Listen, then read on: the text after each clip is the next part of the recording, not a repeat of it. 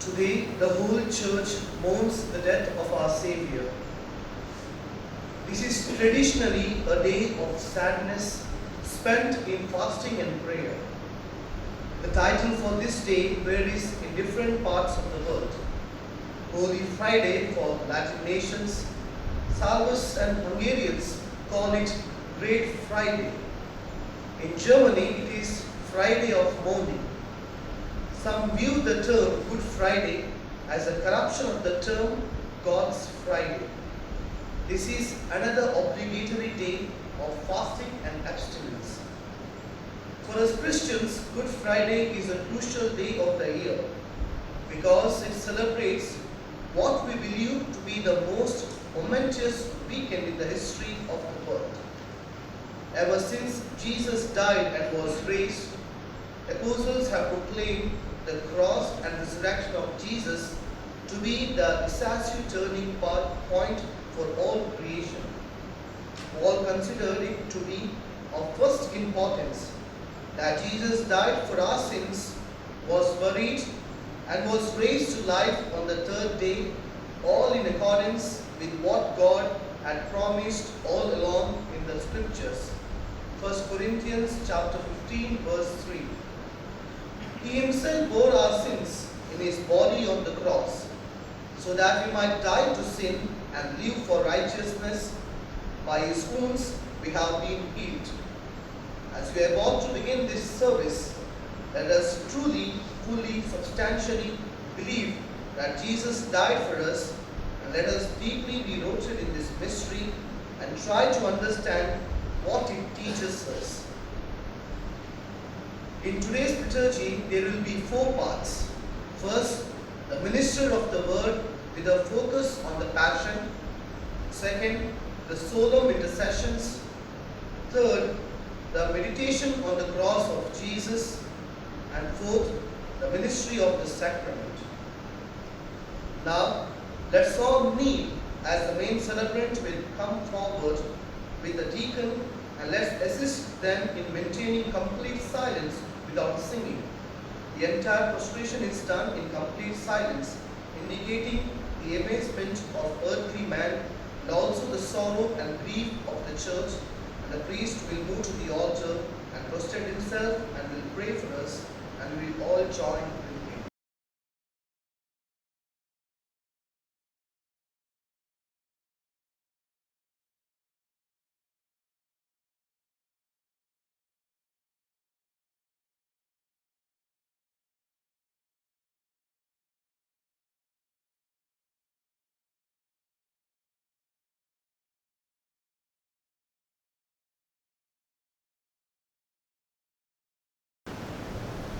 Remember your mercies, O Lord, and with your eternal protection, sanctify your servants, for whom Christ your Son, by the shedding of his blood, established the paschal mystery, who lives and reigns forever and ever. Amen. The liturgy of the word. In the celebration of the word of God, there will be 3 readings. First reading is from the book of Isaiah, and second reading is taken from the letter to the Hebrews, and the final reading, that is the Passion, is taken from the Gospel of John. First reading. Today, as we consider wandering boldly into the mysteries of God, Jesus Christ has taken on the sins of the world. The Lord has laid on him the iniquity of us all. Isaiah chapter 53 verse 6. As a result, we are no longer defined by our sin or by our iniquities or by our sorrows or by our transgressions. All are defined by Christ's death. God's mercy revealed in the ugliness of Christ's crucifixion defines us all. Christ bears our iniquities and gives us his righteousness. So let us listen attentively and reflect on the word of God. A reading from the prophet Isaiah. See, my servant will prosper. He shall be lifted up, exalted, rise to great heights. As the crowds were upheld on seeing him. So disfigured did he look, that he seemed no longer human. So will the crowds be astonished at him, and kings stand speechless before him. For they shall see something never told, and witness something never heard before. Who could believe what we have heard, and to whom has the power of the Lord been revealed? Like a sapling, he grew up in front of us, like a root in arid ground, without beauty, without majesty, no looks to attract our eyes, a thing despised and rejected by men, a man of sorrows and familiar with suffering, a man to make people clean their faces. He was despised, and we took no account of him. And yet ours was the sufferings he bore, ours the sorrow he carried. But we thought of him as someone punished, struck by God and brought low. Yet he was pierced through for our faults, crushed for our sins. On him lies the punishment that brings us peace, and through his wounds we are healed.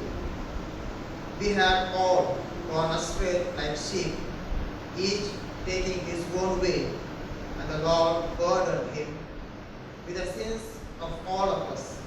Harshly dealt with, he bore it humbly, he never opened his mouth. Like a lamb that is led to the slaughterhouse, like a sheep that is dumb before its shearers, never opening its mouth. By force, by law he was taken. Would anyone plead his cause? Yes, he was torn away from the land of the living, for our faults, struck down in death. They gave him a grave with the wicked, a tomb with the rich. Though he had done no wrong, and there had been no perjury in his mouth, the Lord has been pleased to crush him with suffering. If he offers his life in atonement, he shall see his heirs, he shall have a long life, and through him what the Lord wishes will be done. His soul anguished over, he shall see the light and be content.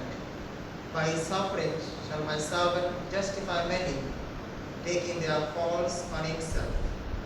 Hence, I will grant whole hearts for his tribute. He shall divide the spoil with the mighty, for surrendering himself to death and letting himself be taken for a sinner, while he was bearing the faults of many and praying all the time for sinners.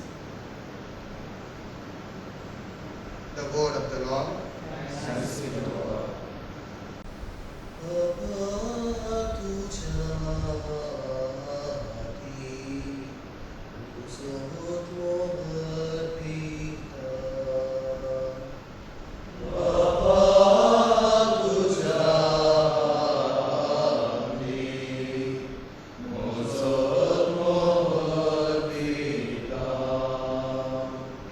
तुझे लागी gown Gita शोधून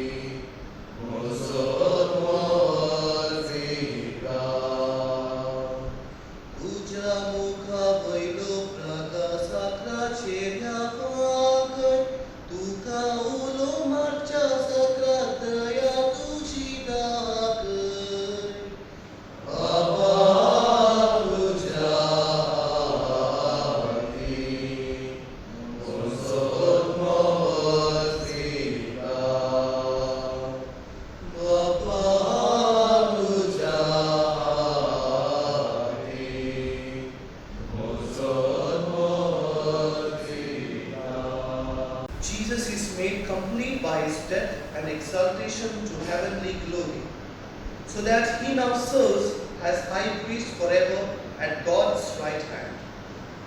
Others are made complete when they go where Jesus has gone, following their forerunner into the presence of God. Thus Jesus is both the source and the goal of eternal salvation. So let us listen how Jesus is our hope in the reading from the letter to the Hebrews. A reading from the letter to the Hebrews. Since in Jesus, the Son of God, we have a supreme high priest who has gone through to the highest heaven, we must never let go of the faith that we have professed. For it is not as if we had a high priest who was incapable of feeling our weaknesses with us, but we have one who has been tempted in every way that we are, though he is without sin.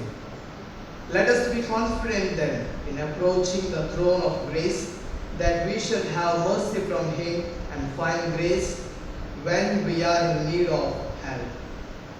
During his life on earth, he offered up prayer and entreaty, aloud and in silent tears, to the one who had the power to save him out of death, and he submitted so humbly that his prayer was heard. Although he was Son, he learned to obey through suffering, but having been made perfect, he made for all who obey him the source of eternal salvation. The word of the Lord. Thanks be to God.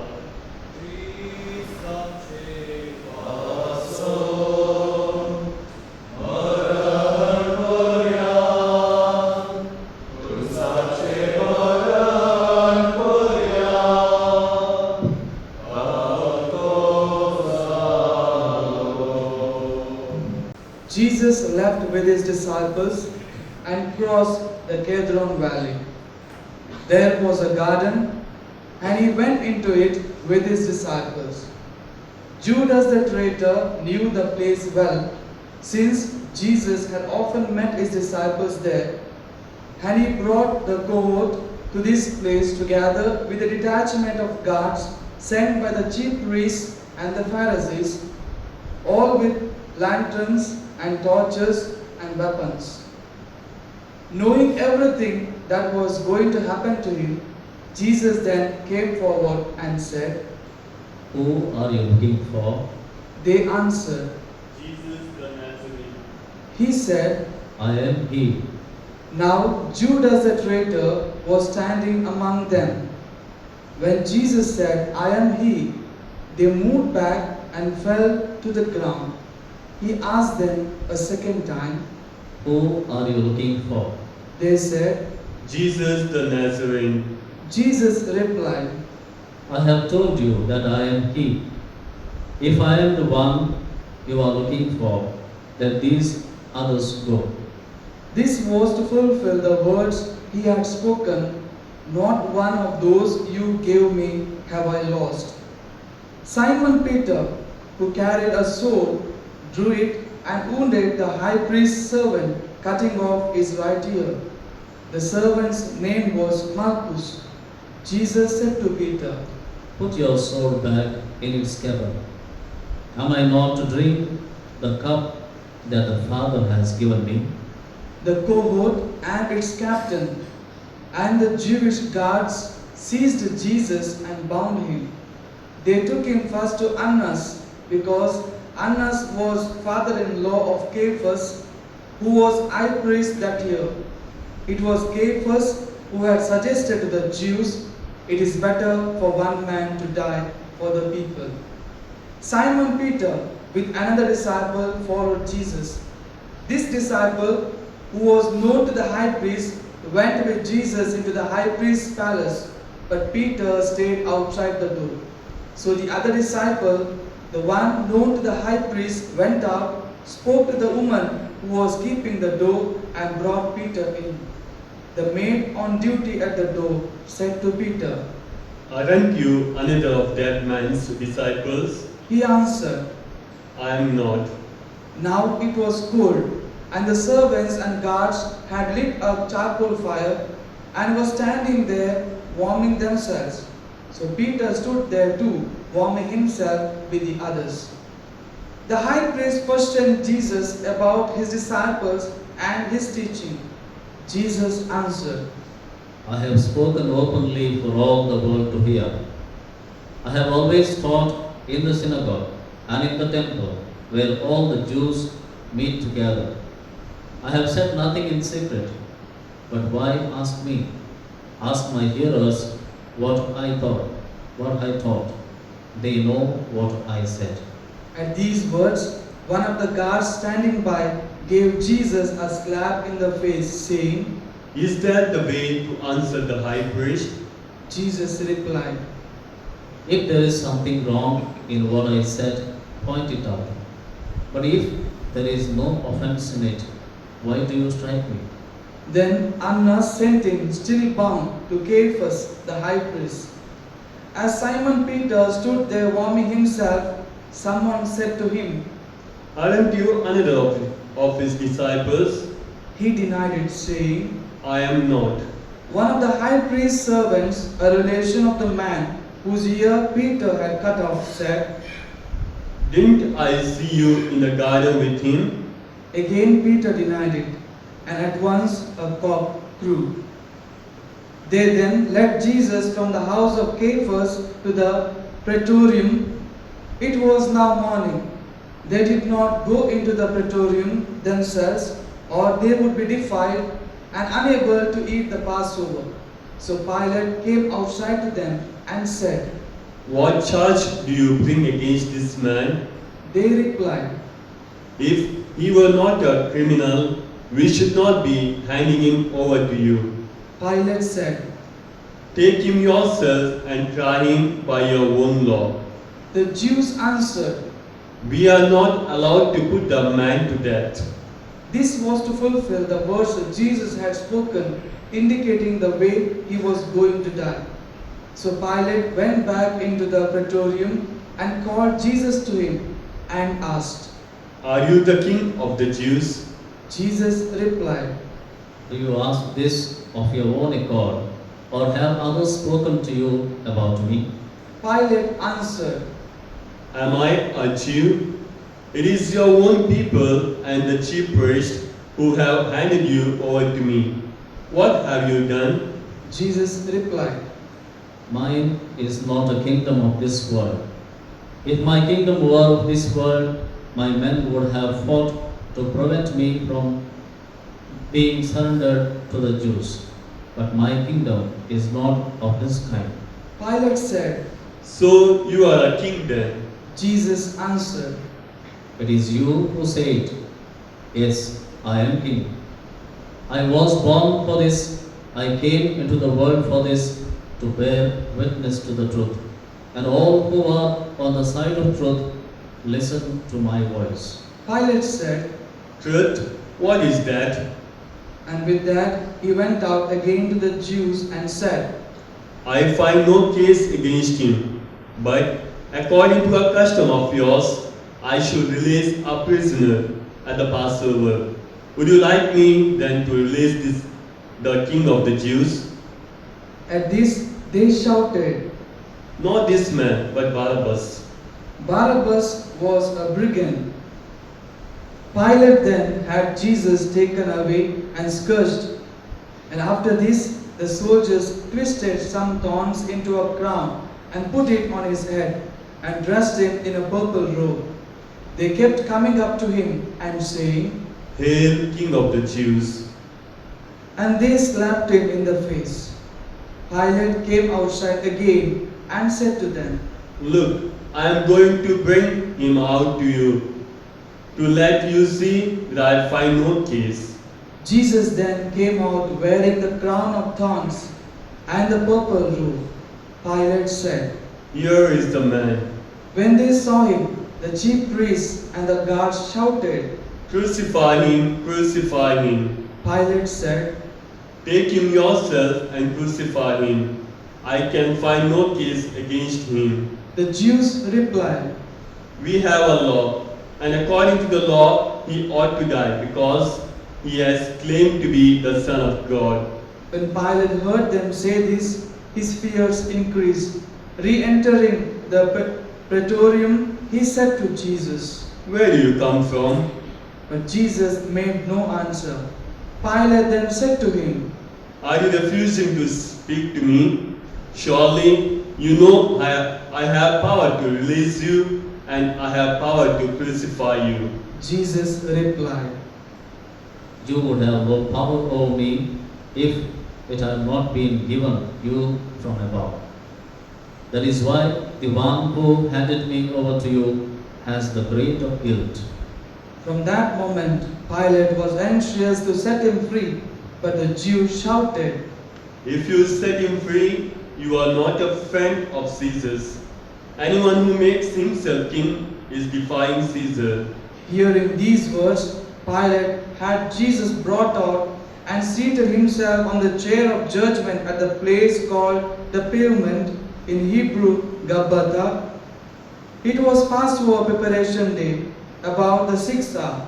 Pilate said to the Jews, Here is your king. They said, Take him away, crucify him. Pilate said, Do you want me to crucify your king? The chief priests answered, We have no king except Caesar. So in the end, Pilate handed him over to them to be crucified. They then took charge of Jesus, and carrying his own cross, he went out of the city to the place of the skull, or as it was called in Hebrew, Golgotha, where they crucified him with the two others, one on either side with Jesus in the middle. Pilate wrote out a notice and had it fixed to the cross. It ran, Jesus the Nazarene, King of the Jews. This notice was read by many of the Jews because the place where Jesus was crucified was not far from the city, and the writing was in Hebrew, Latin, and Greek. So the Jewish chief priests said to Pilate, You should not write King of the Jews, but this man said, I am King of the Jews. Pilate answered, What I have written, I have written.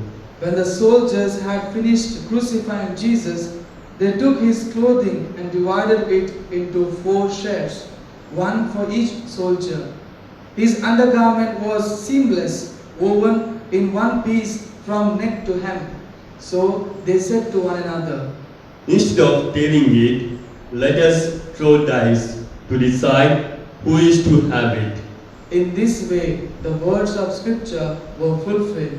They shared out my clothing among them.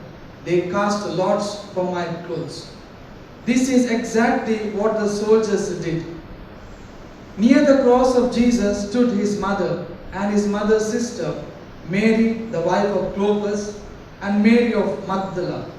Seeing his mother and the disciples he loved standing near her, Jesus said to his mother, Woman, this is your son.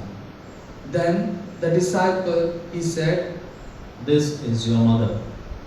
and from that moment the disciple made a place for her in his home. After this, Jesus knew that everything had now been completed, and to fulfill the scripture perfectly, he said, I am thirsty. A jar full of vinegar stood there. So putting a sponge soaked in vinegar on a hyssop stick, they held it up to his mouth. After Jesus had taken the vinegar, he said, It is accomplished. and bowing his head, he gave up the spirit.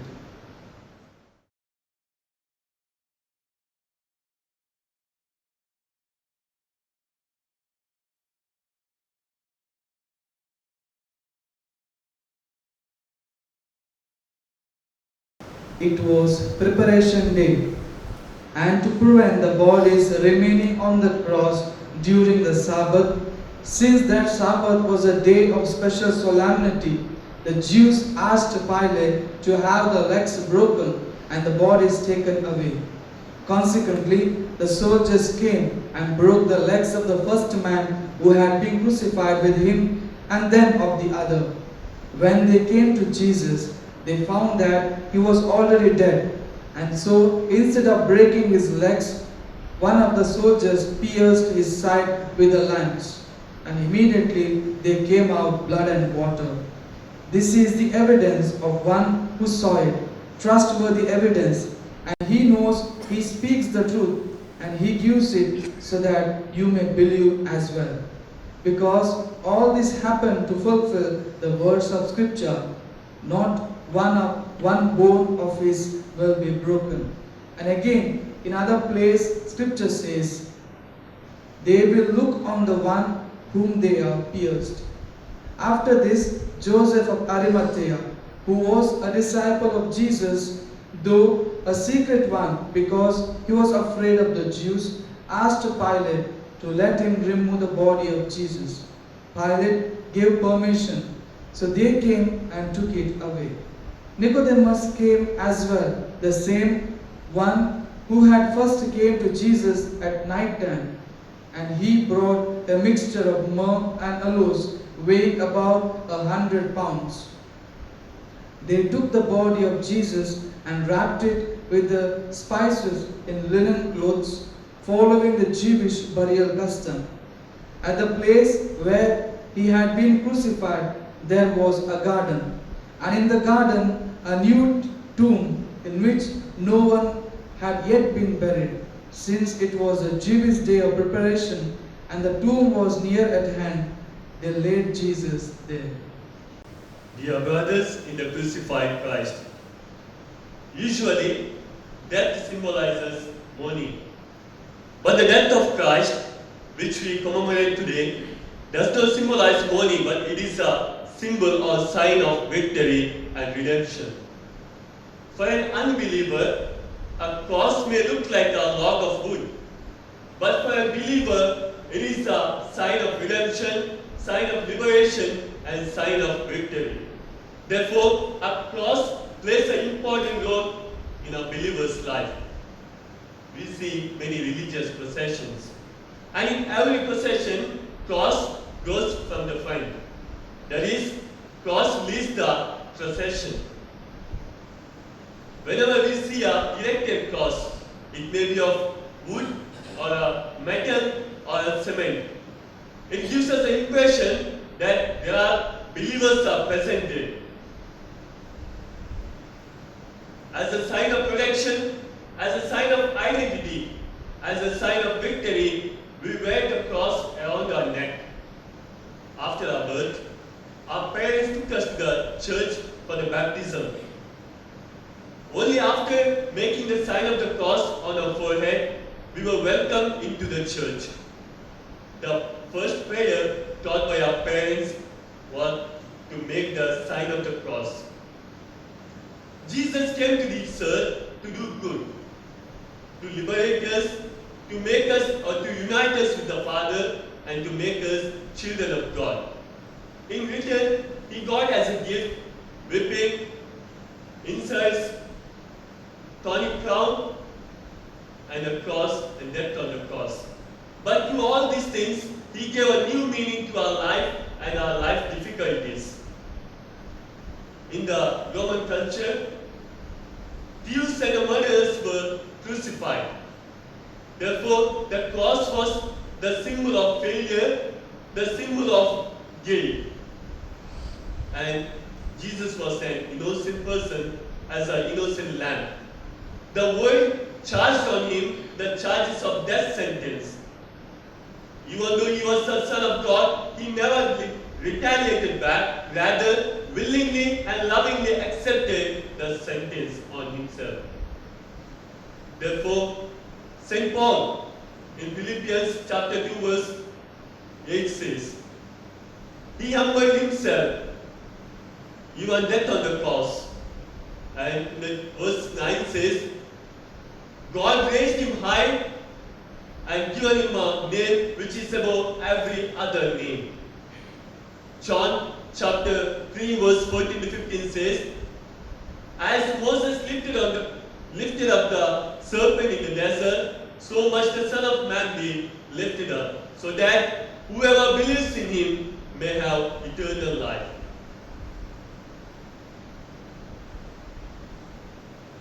Because of the death of our Savior on the cross, The cross, which was a sign of shame, guilt, and failure, now turned into the sign of life, sign of hope, and sign of victory.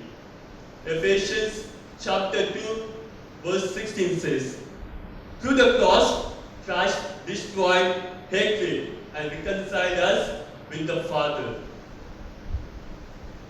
From the cross flows the spring of love. Gospel of John, chapter 15, verse 13 says, "There is no greater love than this, that one gives his life for one's friend." Jesus not only taught, but also practiced in his daily life. He loved everyone on this earth. And through the death on the cross, he brought reconciliation between us and God. Through Christ's death on the cross, God's love reached its climax. And second, from the cross flows the spring of forgiveness. Jesus acclaimed from the cross, "Father, forgive them, they know not what they are doing." From the cross, Jesus' God raises above his misery and faith difficulties. Instead of being consummated with his pain and suffering, he goes one step forward and forgives those who have done wrong to him. He prayed for those who condemned him, those who mocked him and nailed him, and especially for those from all the nations and down to the years who would crucify him through their sins. Third, from the cross flows the spring of victory. 1 Corinthians chapter 1, verse 16 says, "The language of cross remains nonsense for those who are being lost. Yet for us who are being saved, it is the power of God." Through the cross, we have been redeemed. Therefore, whenever we do the way of the cross, at each station, we acclaim, "Through your holy cross, you have redeemed the whole world." But today, we have some special material things in our life, and we recognize as some special lucky charm or lucky thing in our life. And our prosperity, our wealth, it is only because of that lucky charm or lucky thing. Cross is a special gift from Christ to us, and it plays an important role in our life. From the cross flows the spring of unconditional love and forgiveness and victory. Then, in our daily life, why are we so rigid or so partiality in loving our brothers and forgiving our own brothers? Is that same cross has become my sign of my victory? Let us ask this question during this time and ruminate over this. As the King Constantine made the cross as a symbol of his war and won many battles, so let us make this same cross as a symbol or sign of our life journey. Let us open our heart to the same spring that flows from the cross, the love and forgiveness, and live a life that is pleasing to Christ. The solemn intercession. This part of the liturgy is actually a series of prayers for the Pope, the Church, the clergymen, and laity of the Church who are about to be baptized. The service also lays emphasis on enhancing the unity of Christians, Jewish people, and all those people who do not believe in Christ, those in public office, and people who are in special need.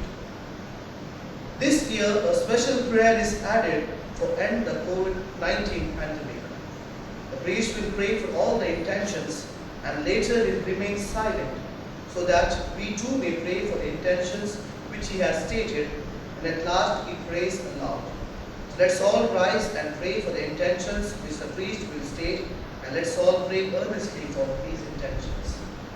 Let us pray, dearly beloved, for the Holy Church of God, that our God and Lord be pleased to give her peace, to guard her, and to unite her throughout the whole world, and grant that, leading our life in tranquility and quiet, we may glorify God, the Father Almighty.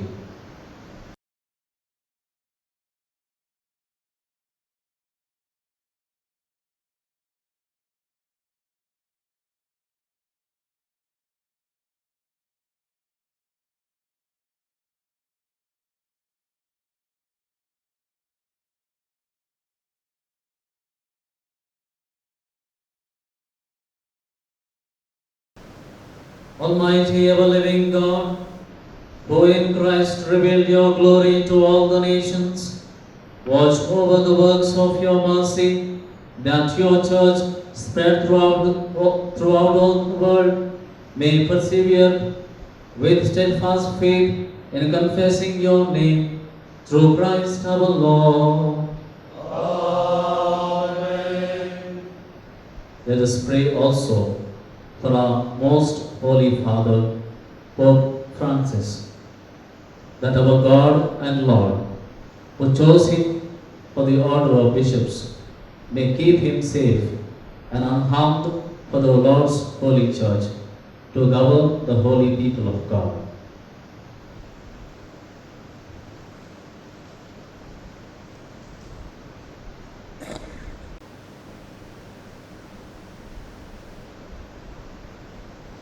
Almighty ever-living God, by whose decree all things are founded, look with favor on our prayers, and in your kindness protect Pope chosen for us, that under him the Christian people, governed by you, their Maker, may grow in merit by reason of their faith, through Christ our Lord.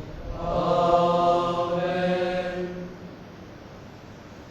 Let us pray also for our bishop,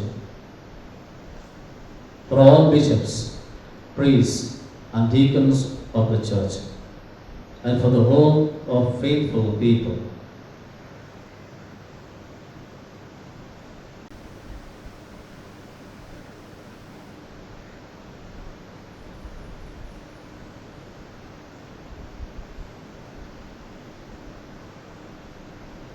Almighty ever-living God, by whose Spirit the whole body of the church is sanctified and governed, hear our humble prayer for your ministers, that by the gift of your grace all may serve you faithfully, through Christ our Lord.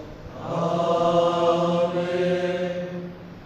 Let us pray also for catechumens, that our God and Lord may open wide the ears of their inmost hearts and unlock the gates of His mercy, that having received forgiveness of all their sins through the waters of rebirth, they too may be one with Christ Jesus our Lord.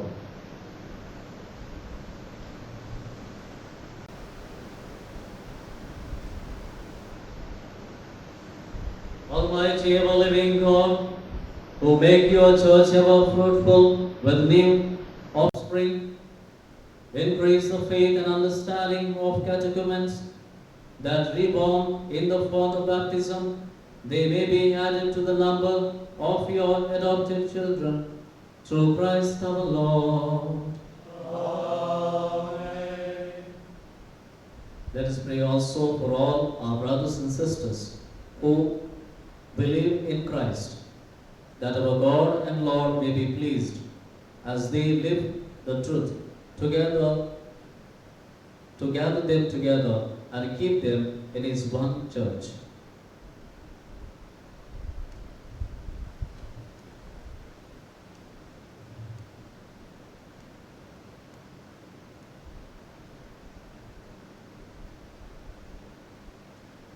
Almighty ever-living God, who gather what is scattered and keep together what you have gathered, look kindly on the flock of your Son, that those whom one baptism has consecrated, may be joined together by integrity of faith and united in the bond of charity through Christ our Lord.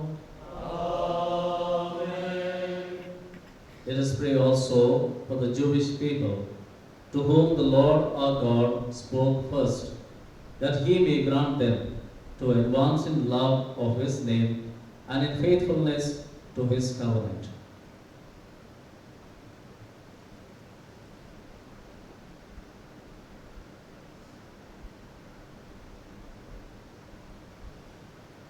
Almighty ever-living God, who bestowed your promises on Abraham and his descendants, graciously hear the prayers of your church, that the people you first made your work may attain the fullness of redemption through Christ our Lord. Amen. Let us pray also for those who do not believe in Christ, that enlightened by the Holy Spirit, they too may enter on the way of salvation.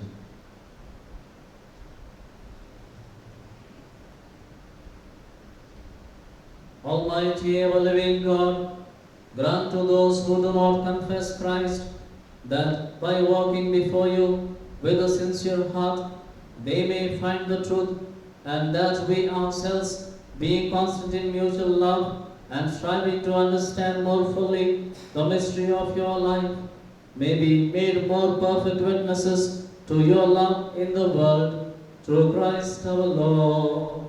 Amen. Let us pray also for those who do not acknowledge God, that following what is right with sincerity of heart, they may find the way to God himself.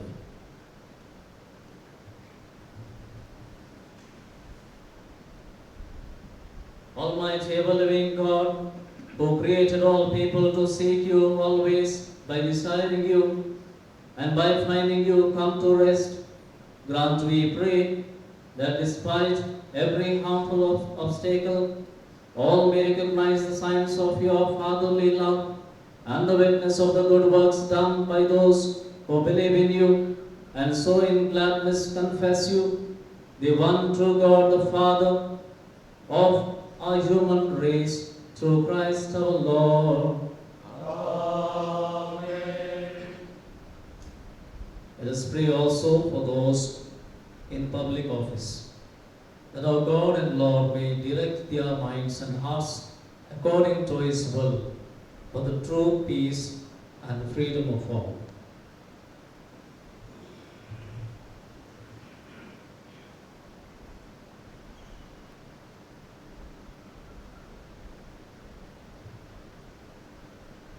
Almighty ever-living God, in whose hand lies every human heart and the rights of peoples, look with favor, we pray, on those who govern with authority over us, that throughout the whole world, the prosperity of peoples, the assurance of peace, and freedom of religion may, through your gift, be made secure, through Christ our Lord. Amen. Let us pray, dearly beloved, to God the Father Almighty, that he may cleanse the world of all errors, banish disease, drive out hunger, unlock prisons, loosen fetters, granting to travelers safety, to pilgrims return, health to the sick, and salvation to the dying.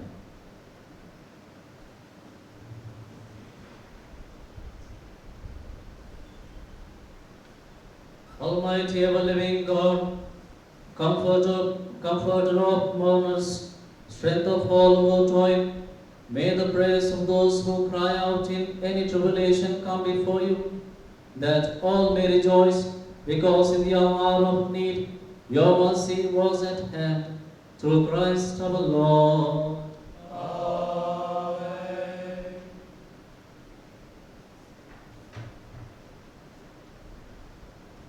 Let us pray, dearly beloved, for a swift end to the coronavirus pandemic that afflicts our world, that our God and Father will heal the sick, strengthen those who care for them, and help us all to persevere in faith.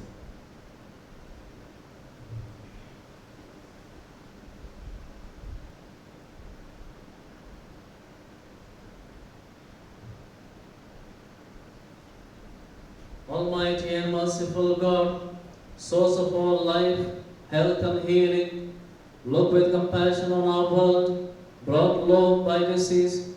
Protect us in the midst of the great challenges that assail us, and in your fatherly providence, grant recovery to the stricken, strength to those who care for them, and success to those working to eradicate this scourge.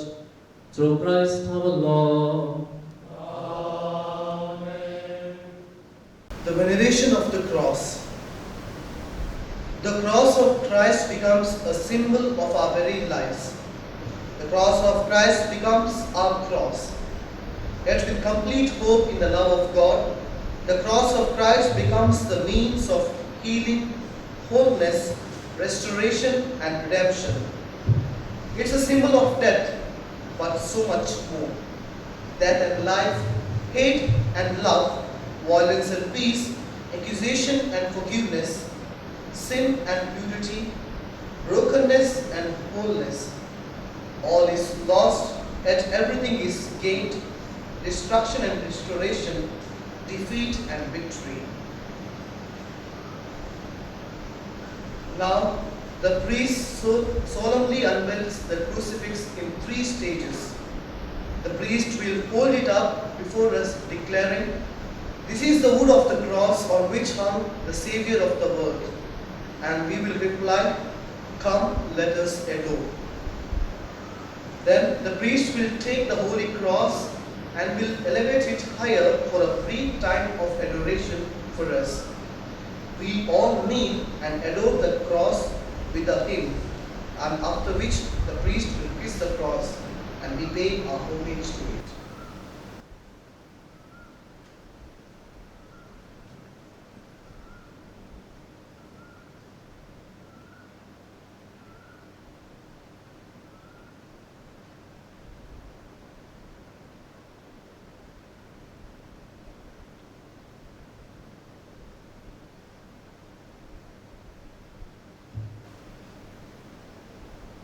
Behold the wood of the cross, on which hung the salvation of the world.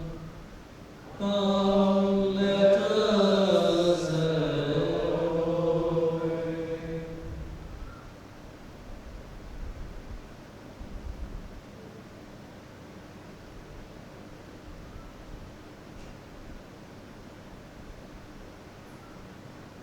Behold the wood of the cross, on which hung the salvation of the world. Come, let us adore.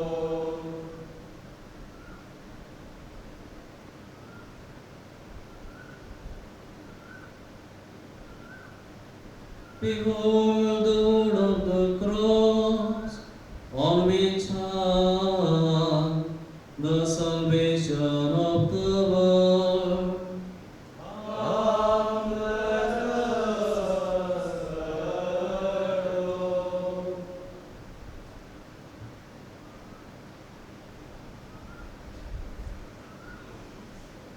We hail thee, Savior and Lord. Thy cross ever we adore. We hail thee, Savior and Lord. Thy cross ever we adore. O cross, the fountain of life and of liberty. At the Saviour's command and formed by divine teaching, let us say, Our Father, who art in heaven, hallowed be thy name. Thy kingdom come, thy thy will be done, on earth as it is in heaven. Give us this day our daily bread, and forgive us our trespasses, as we forgive those who trespass against us. And lead us not into temptation, but deliver us from evil. Deliver us, Lord, we pray, from every evil. Graciously grant peace in our days, that by the help of your mercy, we may be always free from sin and safe from all distress, as we await the blessed hope and the coming of our Savior, Jesus Christ. For the kingdom, the power, and the glory are yours, now and forever.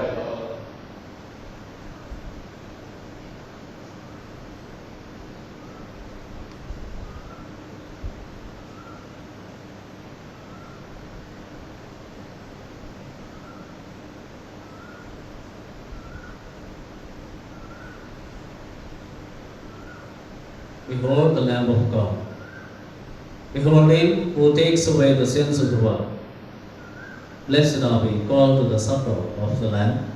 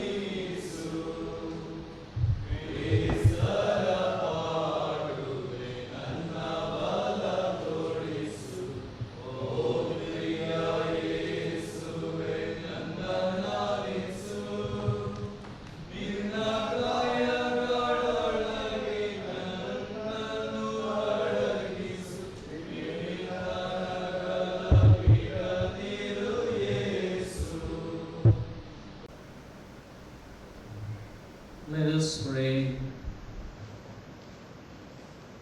Almighty ever-living God, who have restored us to life by the blessed death and resurrection of your Christ, preserve in us the work of your mercy, that by partaking of this mystery, we may have a life unceasingly devoted to you, through Christ our Lord. Kindly bow your heads for a blessing. May abundant blessing, O Lord, we pray, descend upon your people who have honored the death of your Son in the hope of their resurrection. May pardon come, comfort be given, holy faith increase, and everlasting redemption be made secure through Christ our Lord.